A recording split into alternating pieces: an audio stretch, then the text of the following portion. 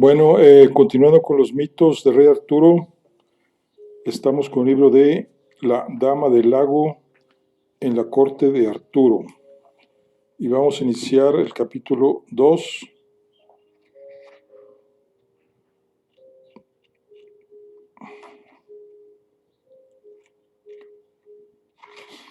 que se llama Fuego Purificador.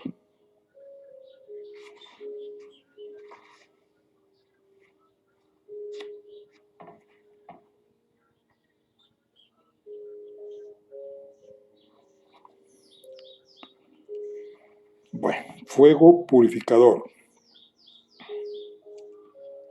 Aún perezoso, aquella mañana avanzada, Lanzarote acudía al arenal situado en medio de un hayedo donde practicaba a diario el arte de las armas con sus compañeros.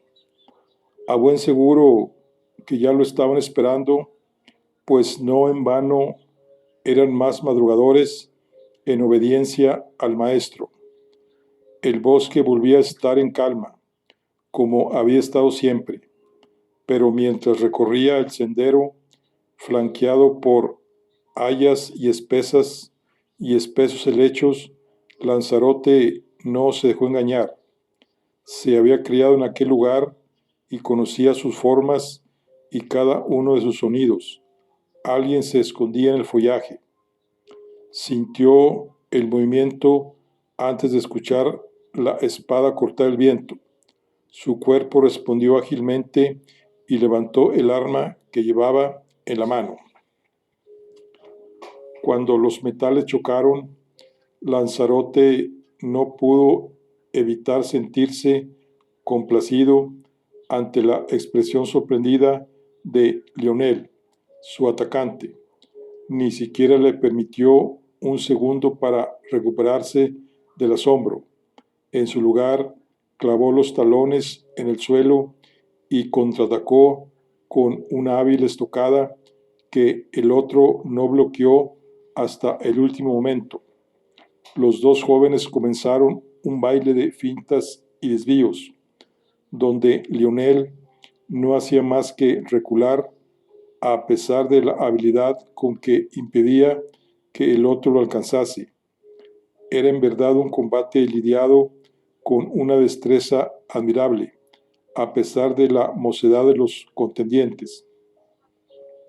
Justo cuando Lanzarote estaba a punto de asestar un golpe de gracia con el que pretendía hacerlo caer al suelo, una sombra arremetió contra él desde atrás. Bojores salía saltando de entre los árboles para auxiliar a su hermano. Lanzarote tuvo que dividir su atención para rechazar el golpe y, frunciendo el ceño, tomó distancia para tenerlos a los dos al frente. Sus dos contrincantes no le dieron tiempo para valorar la situación. Se lanzaron a por él a la vez, ciñendo con fuerza las armas, las voces convertidas en gruñidos, los filos listos para alcanzar la piel. El combate se convirtió en una pelea a tres bandas, donde los dos atacantes a veces se entorpecían mutuamente, pero el defensor era más rápido y más ágil, más precavido, medía mejor sus pasos, se adaptaba fácilmente a un ritmo nuevo. Lanzarote se movía con comodidad en la refriega, entendía las posiciones de los cuerpos, sus posibilidades, el alcance de las armas y la resistencia de las defensas. El suyo era un entendimiento natural de fenómenos que los demás tenían que aprender con esfuerzo.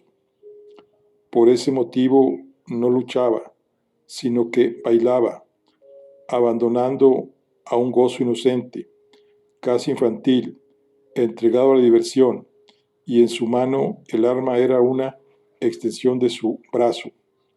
Lionel se le echó encima por la izquierda, pero él esperó hasta el último momento para apartarse y golpearlo cuando el impulso lo hizo pasar por su lado.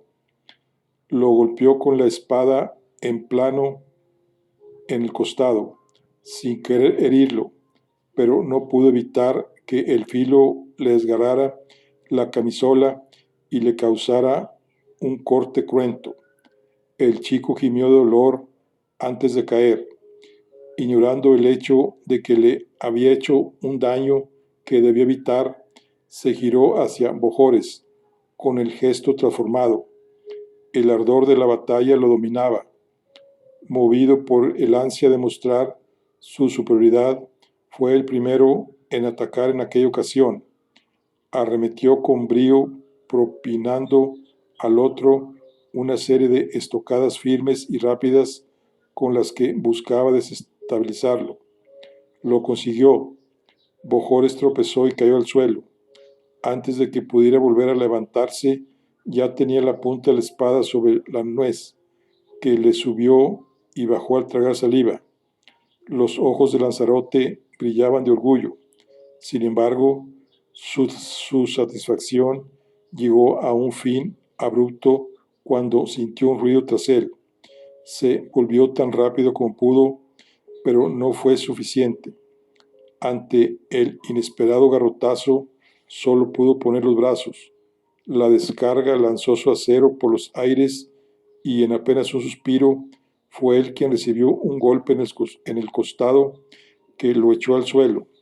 Frente a él, el caballero Fairén lo observaba con una expresión a caballo entre la diversión y la severidad. Eres rápido y ágil y certero, pero olvidas que los presuntuosos se confían más de la cuenta, le dijo. Nada, repuso Lanzarote, a pesar de que se sentía disgustado por haber sido objeto de una emboscada cuando se hallaba él más descuidado. Desde el ataque de aquella criatura monstruosa semanas atrás, Farien había endurecido el adiestramiento, y tal cosa no le molestaba, sino al contrario, pues comprendía su necesidad.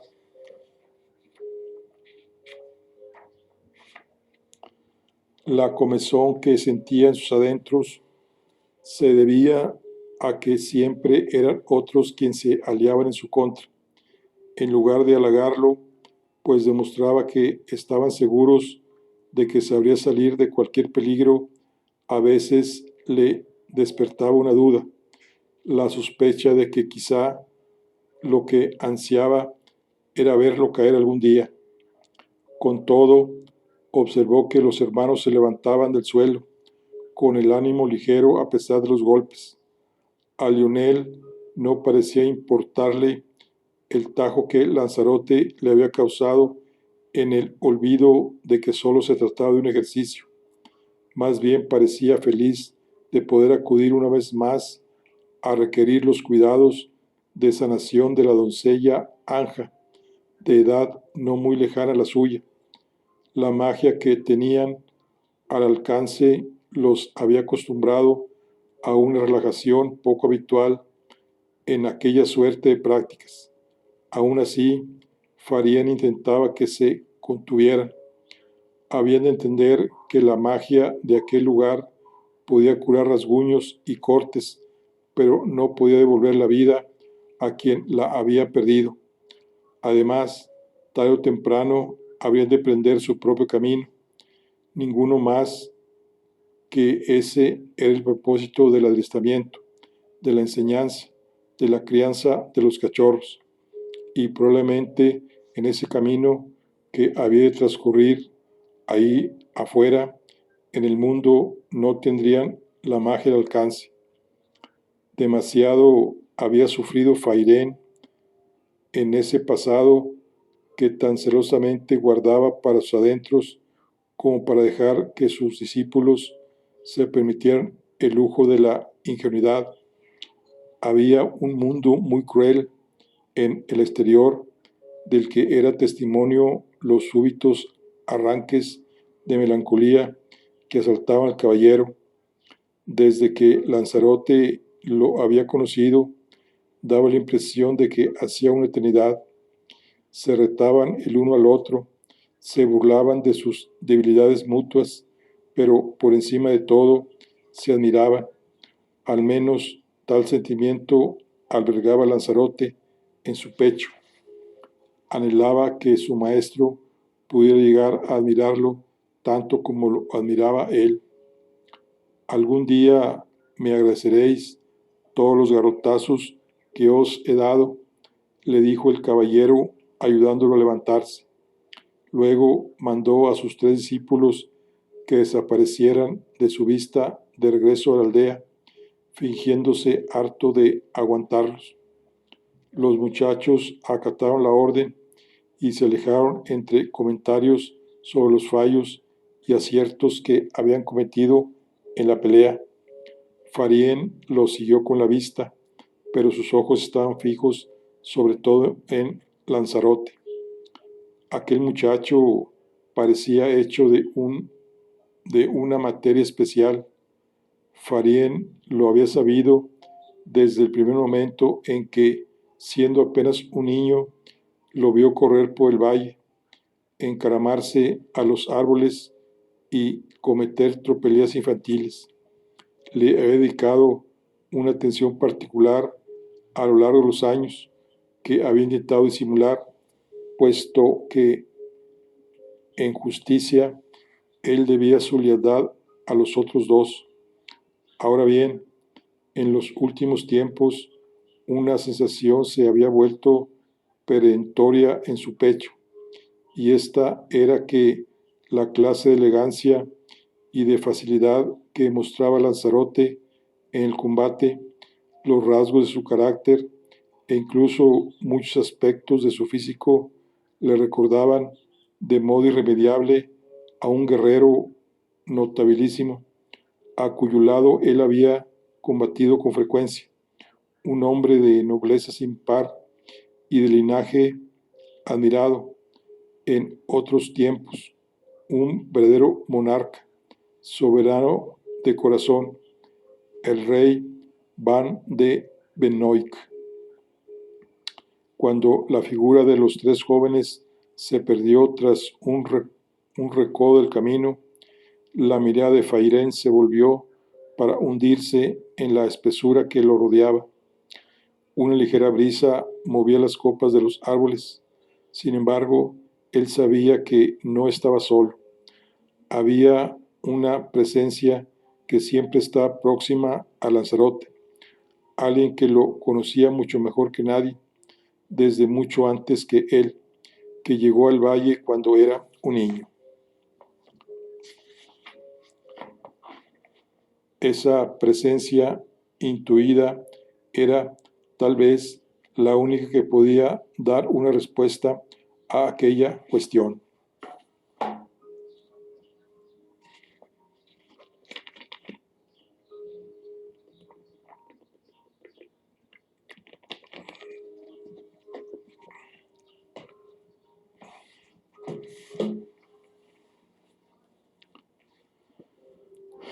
Aunque había nacido en la era ya lejana en que los antiguos dioses moraban entre los hombres, nada en el aspecto de Nimue revelaba su edad.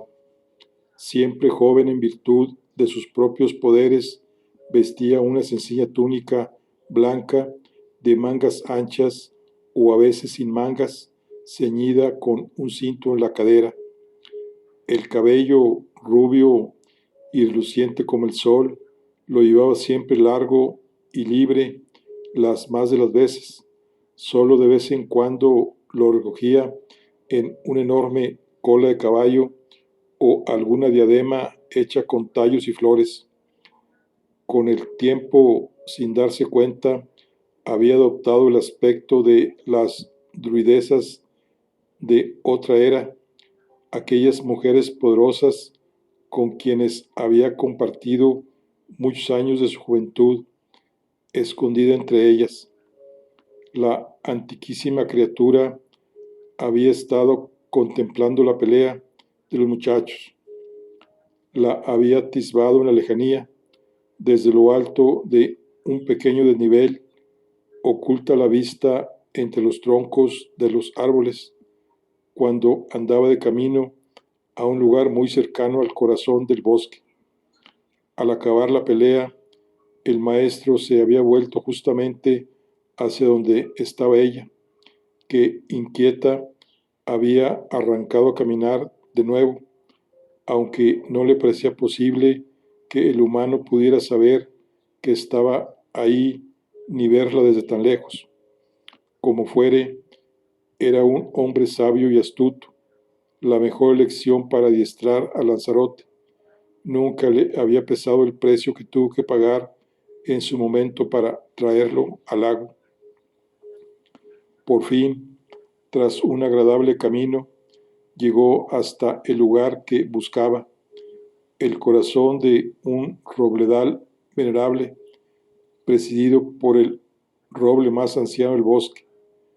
No dejaba que transcurrieran muchos días sin volver delante del lugar donde estaban enterradas las cenizas de su viejo amigo Puwil, el hijo de la tierra.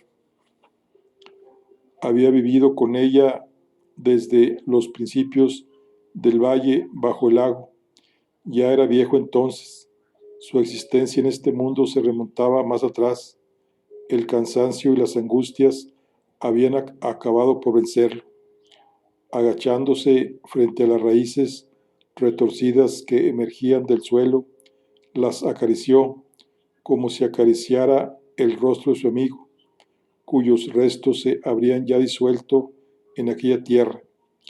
Echaba ardientemente de menos al arrugado y bulboso Puwil y necesitaba con desesperación sus juiciosos consejos en aquel momento para discutir lo que le habían revelado las buscadoras de Avalón, para estudiar el futuro del santuario, para hablar acerca de Lanzarote. Ha crecido en un parpadeo, murmuró, hablando a su amigo ausente. Era una fórmula habitual con que se expresaban los humanos, pero en el caso de seres tan longevos como eran ellos, resultaba algo muy cierto. Los últimos años parecían haber pasado como una sola primavera. Los niños habían cambiado cada día, haciéndose más fuertes, más inteligentes y más seguros de sí mismos y más serenos. Ahora, las únicas historias que Lanzarote quería escuchar hablaban de caballeros, de grandes batallas, de las gestas que culminaban los hombres en el mundo exterior. De esas ella nada quería contarle, así que el joven se había vuelto hacia Sir Farien para escucharlas con ojos ardientes. El maestro hacía retumbar en sus oídos cada una de las guerras en que había participado y los reyes que había conocido como algo digno de maravilla. Nimue veía cernirse sobre ella el momento del que tanto había discutido con el sabio Puwil, el motivo por el cual el hijo del bosque dudó cuando ella quiso quedarse con el bebé que había rescatado. Se acercaba el día en que Lanzarote le rompería el corazón, el día en que querría irse del santuario para volver con los suyos, y no había poder en la tierra que pudiera evitarlo, porque el valle bajo el lago no era lugar para los humanos. El paso de Lanzarote por ahí siempre fue temporal. Pero todavía es tan joven, murmuró ella. Quizá el daño ya estaba hecho y el corazón de Nimue ya estaba roto.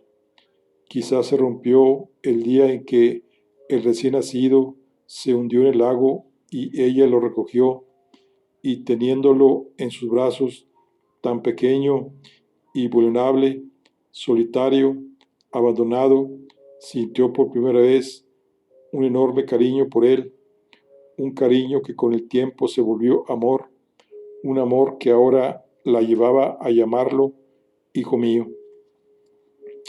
Una bandada de pájaros salió volando de las ramas bajas de los árboles. Algún animal, escondido entre los frondosos helechos, se lanzó a la carrera, espantado por la llegada de una figura vigorosa. La voz de Farién se oyó a su espalda suavemente por respeto al lugar. El corazón de mi gente arde con el ansia de ver el ancho mundo, dijo. Sin duda había escuchado sus murmullos, pero no hay maldad en ello. También nosotros, en nuestra medida, somos capaces de alumbrar la maravilla. Ella no se volvió, no se veía capaz. Aquellas palabras habían tocado su nervio más sensible, porque hablaban justamente de su mayor temor. Temía que los humanos destrozasen la inocencia de su hijo como habían destruido a su gente, a los druidas, a los dioses antiguos, igual que acabarían por destruir hasta el último rastro de magia en el mundo. Y lo temía porque pensaba que lanzado entre los suyos, su hijo se olvidaría de ella, del lago, de las doncellas y las criaturas poderosas y bellas que había conocido ahí. Le aterraba que un día Lanzarote se convirtiera en la clase de hombre que ella odiaba, porque ese día ya no reconocería en él a su hijo, sino a un enemigo. Dándole todavía la espalda, se dirigió al caballero con un rencor que jamás se había permitido expresar, pero que se había ido nutriendo en su ánimo. ¿Por qué, noble Farién, le has llenado la cabeza de aventuras y viajes que siempre acaban bañados en sangre? ¿Por qué buscas arrojarlo a una existencia breve y brutal? Farién se adelantó apenas un paso, avanzando la mano hacia ella. Se sentía atribulado por el sufrimiento que al parecer le había causado, pero no por ello creía que las cosas pudieran haber transcurrido de otro modo. Ya ha cumplido la mayoría de edad. Si atas corto a ese muchacho, libras una batalla perdida. Lanzarote acabará rompiendo todas las cadenas, por mucho que estén tendidas con ternura, porque es valiente y curioso, tremendamente obstinado, el mejor guerrero que jamás he visto en estas tierras, solo igualable quizá a un hombre que conocí, alguien de cuyas aptitudes parece en verdad heredero. Ella alzó la cabeza, el corazón dándole un vuelco. Siempre había explicado que no llegó a saber quiénes eran los pares de Lanzarote. Solo Pigüil y Anuín conocían la verdad. Lanzarote ha de salir al mundo, jurar la orden de caballero al servicio de un señor que valga tanto como él y descubrir su verdadera identidad. Tal diciendo, cayó al punto, no sin pesar, pues era consciente de que aquellas evidencias no hacían más que daño a su benefactora. Por fin se giró ella hacia el caballero. Sé que así ha de ser, no lo dudo, pero es duro ver llegado el momento del cumplimiento. Si no lo dejaba ir de buen grado, se marcharía sin su bendición, la abandonaría, y eso era mucho peor que cualquier otra cosa, sería perderlo para siempre. Farién se llegó hasta ella y le puso la mano sobre el hombro. Le temblaba el pulso.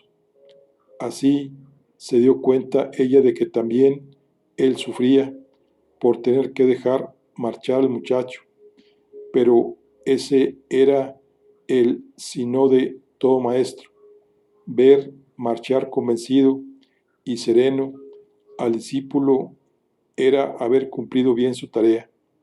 Suspirando, Nimue puso la mano sobre la de él. Al final era ella quien lo consolaba.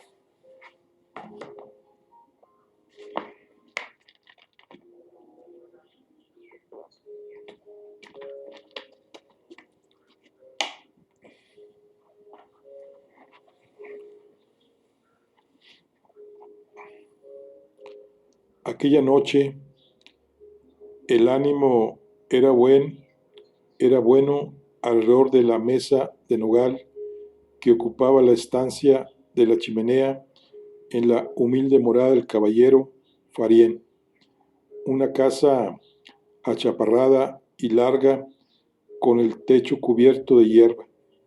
Los discípulos bromeaban con el maestro y la dama del lago había querido unirse a ellos.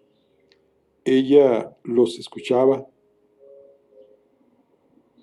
desafiarse y pelear como cachorros e incluso atendió a cierta leyenda de armas que narró el caballero, por poco que le gustara.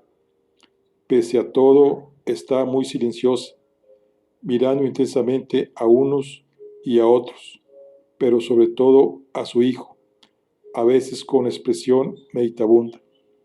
Fuera lo que fuese, aquello que la ensimismaba, el curso de sus pensamientos quedó repentinamente alterado por la llegada intempestiva de la doncella Hilda, que irrumpió en la casa con el anochecer a sus espaldas.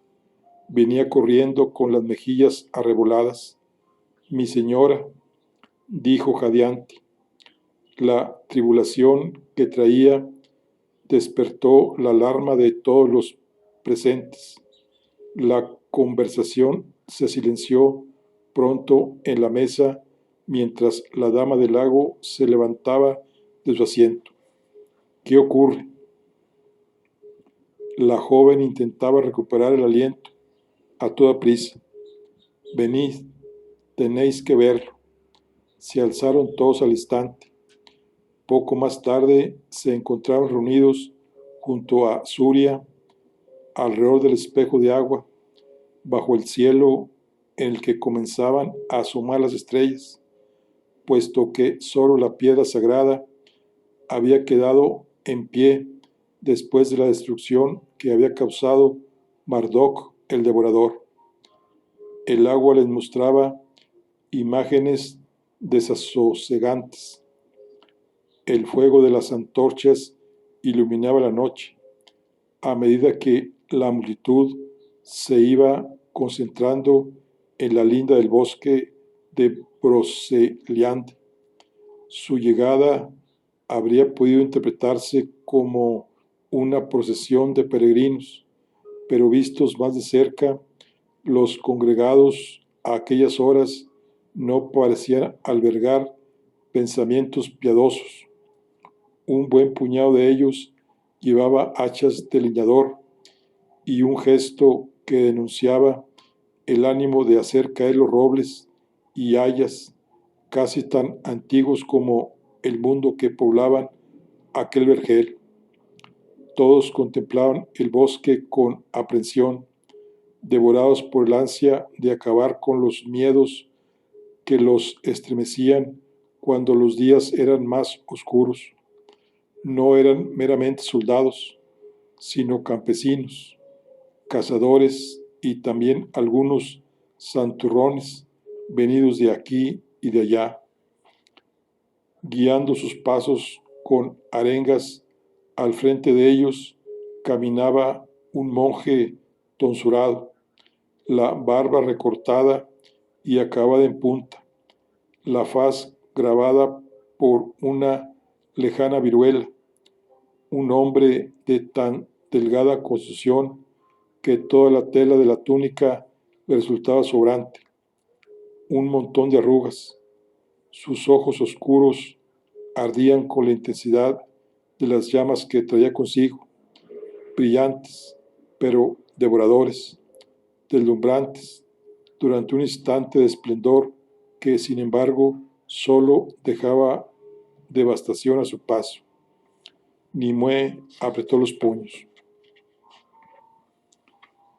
Tenéis que disculparme, dijo simplemente, separándose ya de la piedra, disponiéndose a salir del lago para repeler aquel ataque. Si había traído fuego, fuego lanzaría contra ellos. Los restos de aquellos rufianes serían las únicas cenizas que permitiría en Broceliande. Madre, Lanzarote la tomó del brazo, lo cual sorprendió a Nimue, que lo miró ceñuda. No has de ser tú quien libre esta pelea. Si estos hombres han venido hasta aquí con ánimo de causar destrucción, sin duda ha de ser porque albergan oscuras sospechas. ¿Qué crees que pasará si de pronto el bosque se defiende con magia? Que después acudirá otra turba mayor y más furiosa, tal vez un ejército. La leyenda negra siempre ha protegido bien este bosque, repuso ella. Una leyenda causa temor, pero son solo habladurías. ¿Quieres atraer más atención a este lugar? La dama apartó la mirada. Las sienes le latían de enojo. Todos la observaban a la espera de su respuesta, conscientes de que Lanzarote tenía razón. La magia siempre se cobraba un precio. Era la primera lección que aprendían con dolor aquellos que tenían la sangre del dragón. Ya el rescate de Farien y los hermanos, mucho tiempo atrás, los había dejado expuestos y provocado quebrantos inesperados.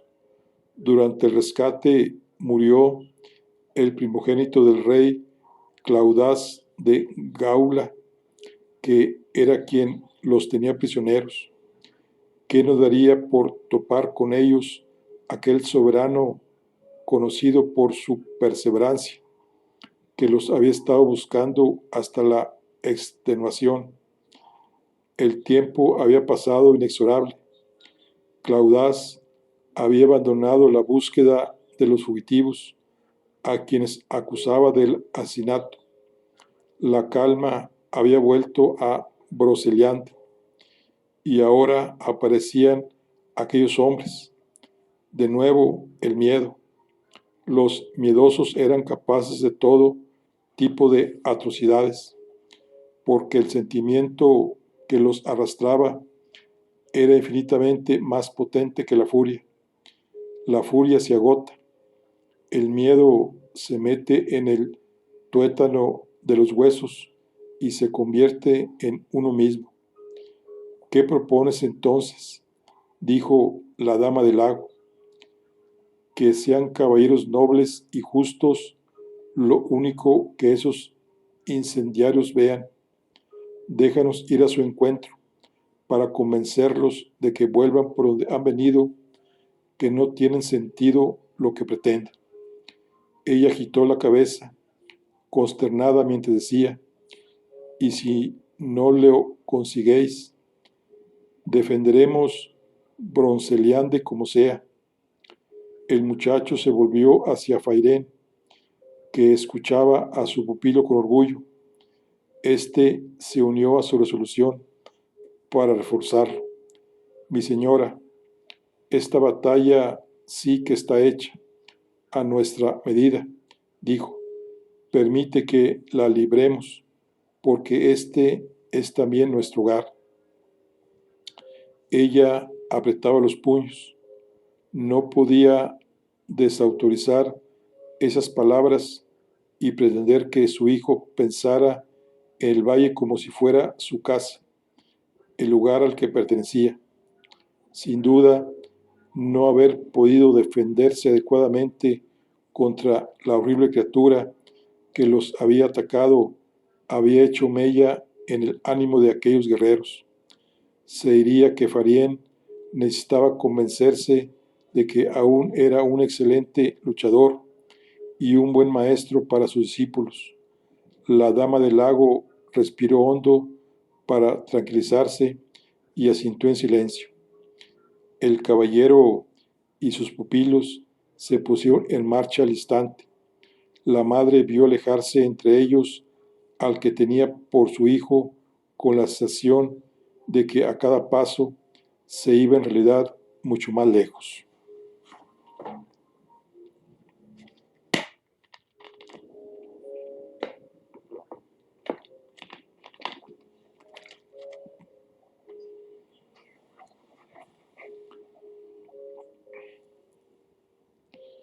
Se rumoreaba que el monje Roland de Pres procedía de Tierra Santa y que iba por el mundo abriendo el camino de los cielos a las buenas almas, pero también trayendo mejores cosechas a las tierras que estaban malditas. Como fuere, había un aire desdeñoso en su mirada, insensible a la autoridad terrenal, que disgustaba incluso al comandante Givans. El rey Claudas había puesto a Sir Givans al mando del destacamento que había de acompañar al monje, pero antes de partir le había anunciado que su tarea asimismo era vigilar sus excesos, porque era un iluminado. Recordó que cuando Rolando de Pres se presentó en el castillo, el monje había dicho al rey: Noble Claudas, he viajado por muchas tierras de buenos señores cristianos, deteniéndome ahí donde he podido llevar a cabo la obra del Señor, pero nunca había oído historias como las que se cuentan en vuestros dominios. Dicen que aquí existe un bosque, que fue durante toda una era del mundo el lugar de sacerdotes paganos, aquellos a quienes llamaban druidas. Se habla de apariciones y desapariciones de niños perdidos y ejércitos espectrales, de asesinatos a manos de bestias infernales, de mujeres fantasmales que hechizan a los hombres. Si sois un hombre piadoso, no podéis permitir que la menor sombra de la fuerza de los antiguos dioses permanezca en este bosque. Tales razones no tenían el poder de conmover a Claudas, incontestable en el trono de Gaula.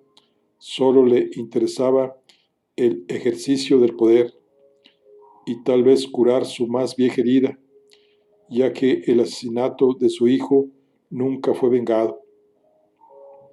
Cuántas batidas había hecho en busca de Farien de Treves y los hijos de Bojores de Gaunés, cuánto tiempo había perdido obsesionado con capturarlos. Como fuere, las gentes de Gaulá estaban inquietas.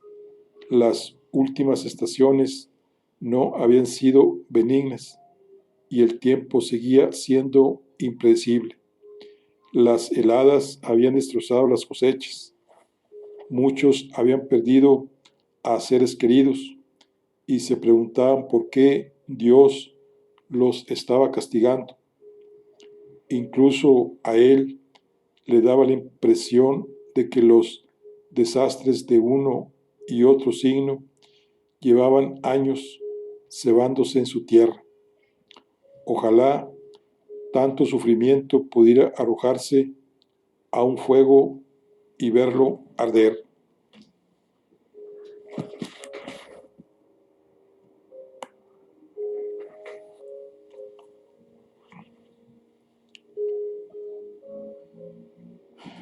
le concedió a Rolando de Pres todo lo que quiso, si bien le puso una escolta para evitar que causara otra clase de problemas. Aquella noche culminante a Gibbons le daba la impresión de que el bosque de Broceliande temblaba, como si fuera consciente de lo que se le venía encima, delante de la muchedumbre armada con hachas y antorchas. Apenas había más que una brisa y sin embargo las hojas se agitaban, trémulas en sus ramas. Espantados los animales se apresuraban a buscar refugio floresta adentro, con el mismo ímpetu que si hubieran escuchado la corneta de los cazadores y los ladridos de los sabuesos peinando la espesura. La misma luna parecía esconderse entre las nubes, observando con cautela. Cuando el monje dio la orden de avanzar hacia el bosque, la multitud comenzó a desplazarse con la lentitud de la marea.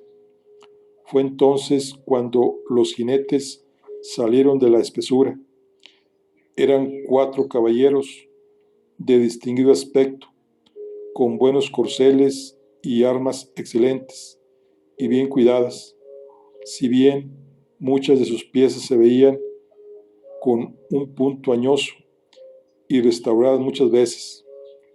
El desconcierto corrió entre la gente mientras los jinetes se acercaban a Rolando de Pres, que iba primero de todos. Hombres de Dios, ¿qué pretendéis hacer trayendo fuego a este boscaje? Tronó la grave voz del primero de ellos desde lo alto de su montura, vestida con una bella gualdrapa. Era el más alto, el más ancho, y sería también que el más maduro, pues los otros se veían algo menudos. El yelmo ocultaba los rasgos de los 4.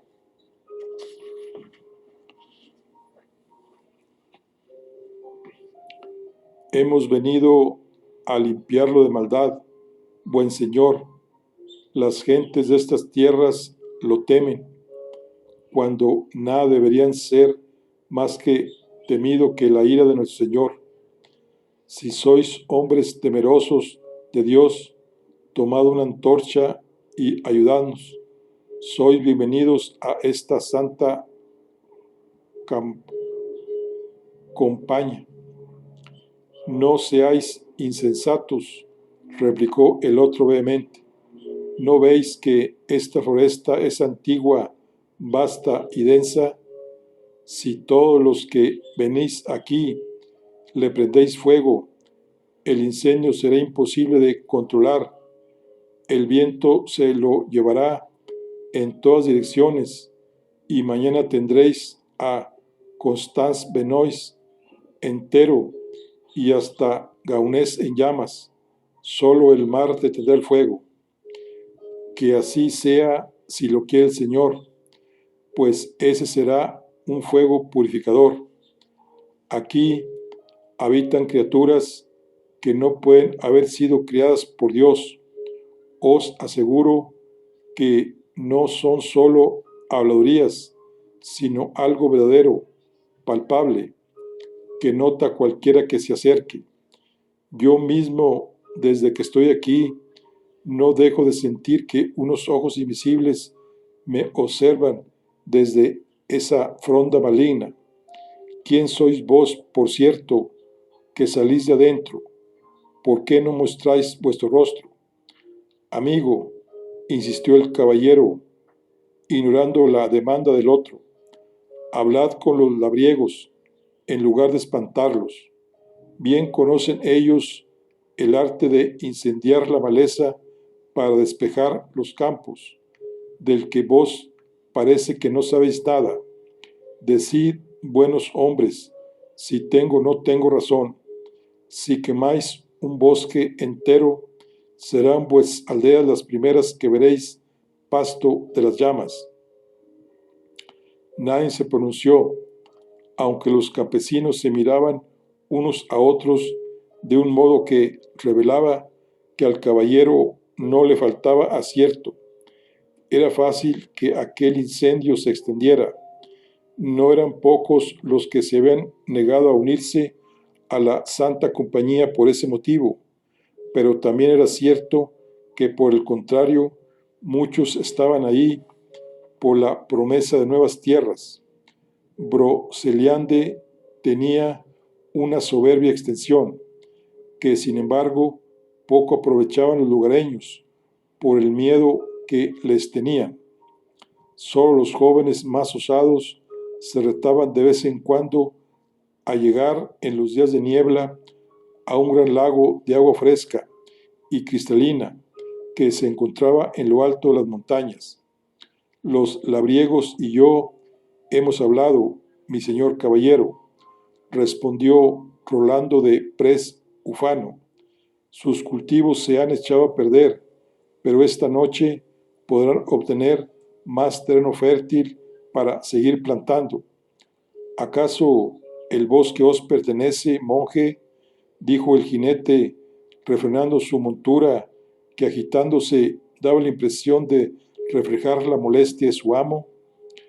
El caballero Givant, que se había mantenido rezagado con sus hombres para no involucrarse más de lo necesario en aquella operación que consideraba luctuosa, había estado escuchando la conversación de ambos hombres.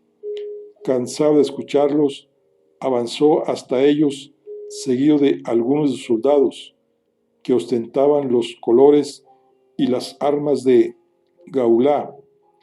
Le parecía que, ante la cuestión de la autoridad, el caballero de la Gualdrapa comenzaba a pisar terreno resbaladizo. Caballero, dijo, llegando, el dueño de este bosque, que es el rey Claudás, ha liberado su uso, y yo tengo el encargo de asegurar que se cumpla lo sancionado. Mi nombre es Quiván de Barré. Por mi honor, sed tan amable de decirme vuestro nombre y qué hacéis en este bosque que los lugareños tienen por maldito. A su espalda, sus soldados tanteaban las armas. Percatándose de ello, los otros 3 jinetes se arracimaron junto al que hablaba.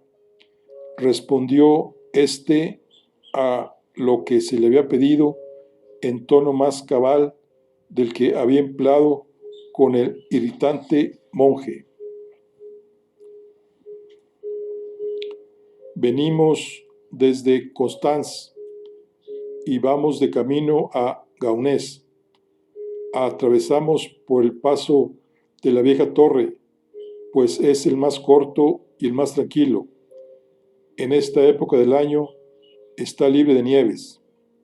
Los campesinos murmuraron, extrañados, ante lo que consideraban una tremenda osadía.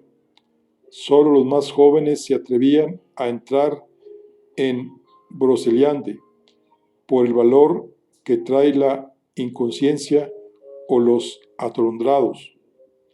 Ante esta explicación, Iván comprendió de súbito por qué le resultaban tan familiares los colores de la gualdrapa del caballero misterioso. Eran los colores del antiguo y respetado linaje que tiempos atrás había sido señor de aquellos territorios, los colores que, en blasones de distribución similar, pero distinta, compartían los 2 hermanos que habían sido reyes de Benoic y de Gaunés. Los conocía porque había combatido largamente contra ellos en el bando de las tropas de Gaulá a las órdenes de Claudás.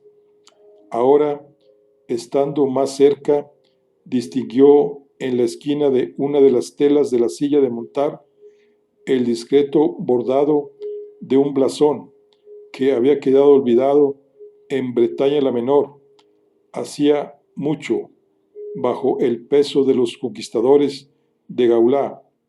Y entonces sucedió que el caballero misterioso, al percatarse de que él reconocía el bordado, modificó el asiento de sus posaderas a lomos de su caballo para ocultarlo con la pierna. El gesto de Gibans se endureció al instante. Había algo extraño en todo aquello. ¿Quién sois, bravo viajero, que no teméis a las leyendas? Reiteradamente se os ha pedido el nombre y sin embargo lo seguís callando. Saben bien los hombres de honor que un caballero no da el nombre a la ligera, replicó el otro. La autoridad más alta y honorable os lo pide, el rey Claudas de Gaulá. El caballo engualdrapado se agitaba.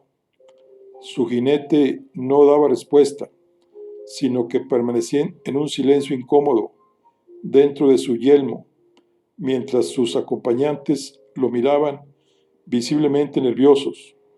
Guibán de Barré llevó la mano a la espada y todos sus hombres siguieron su ejemplo. También los jinetes que acompañaban al caballero misterioso aferraron con fuerza sus lanzas y sus escudos. Detrás de ellos, los campesinos los observaban atemorizados, dispuestos a salir corriendo en caso de producirse un choque. Replicó el caballero de la gualdrapa bien fuerte para ser oído por todos. ¿Haréis un hecho de armas de esta demanda?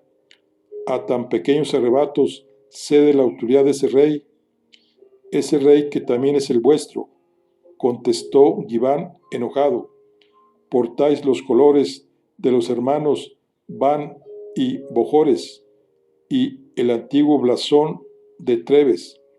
Si conocéis estos caminos, ¿no sabéis que hasta el último trapo con esas armas se echó a las llamas hace casi 20 años por orden del rey que triunfó sobre ellas?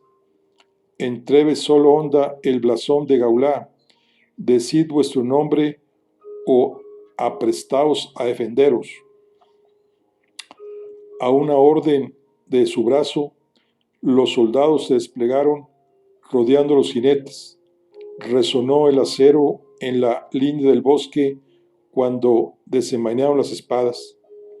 El caballero misterioso hizo que su caballo reculara y volviéndose lanzó una mirada a sus acompañantes, en respuesta a la cual ellos se prepararon para el combate.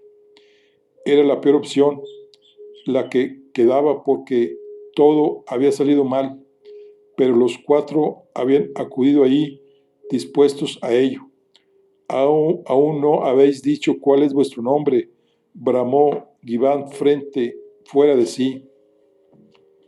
El caballero se alzó el yelmo para mostrar su rostro, el de un guerrero curtido y furioso, pero capaz de dominarse para plantar batalla.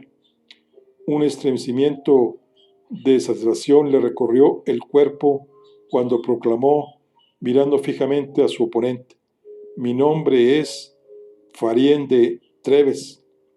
Gibán quedó chocado por la revelación.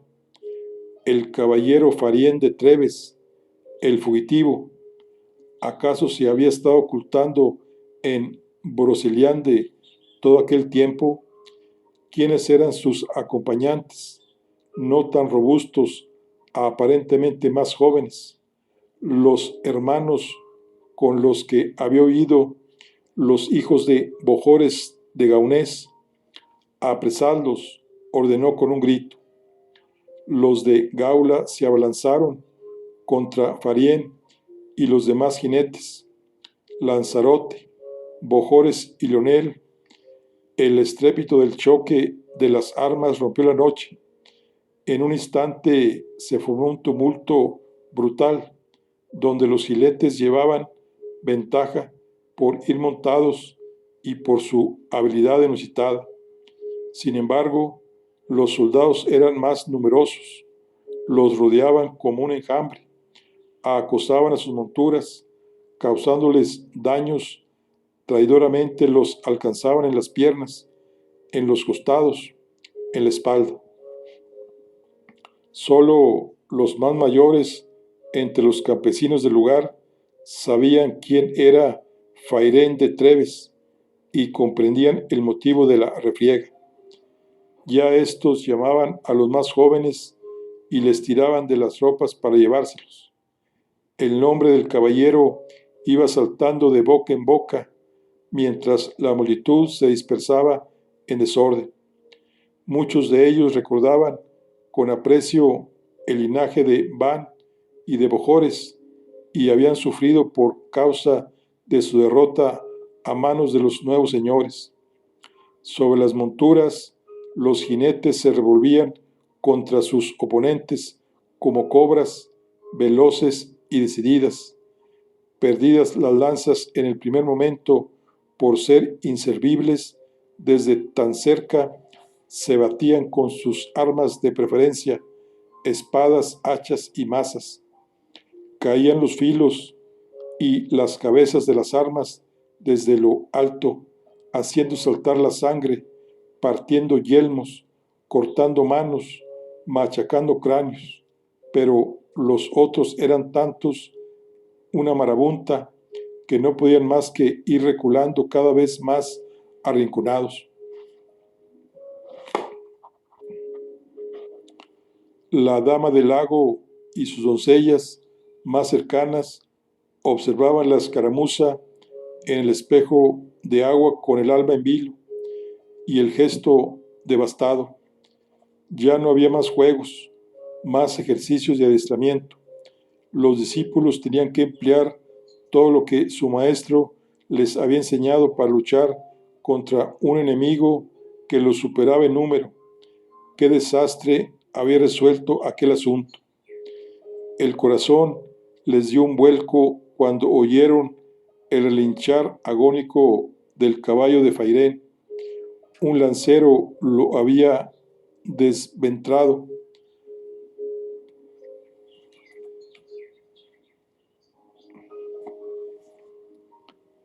Tan pronto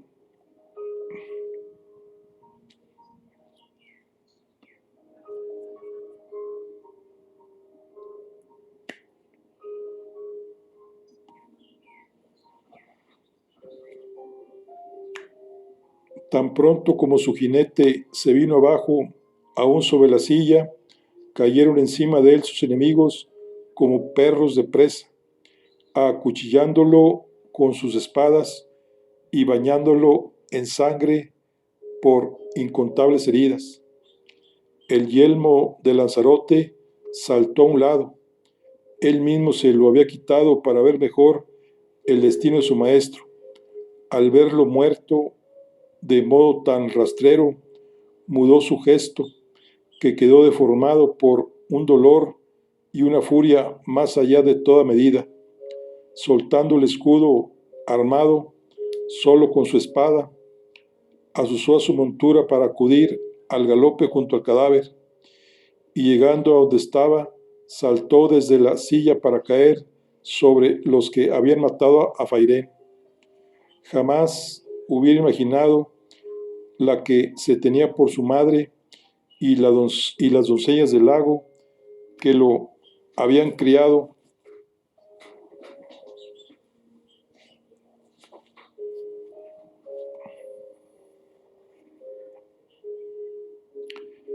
El infierno que desencadenó la cólera de aquel muchacho, la matanza, la oscuridad que vertió en el mundo. Tan sangrienta fue la carnicería que ninguna de ellas pudo continuar mirando, salvo la dama del lago. Lívida, alzó las manos y las agitó sobre el espejo, mientras pronunciaba una simple palabra en el lenguaje secreto de la magia, una palabra que era breve, pero aún así fue incapaz de pronunciarla hasta el final sin que la voz se le rompiera. Los elementos la obedecieron.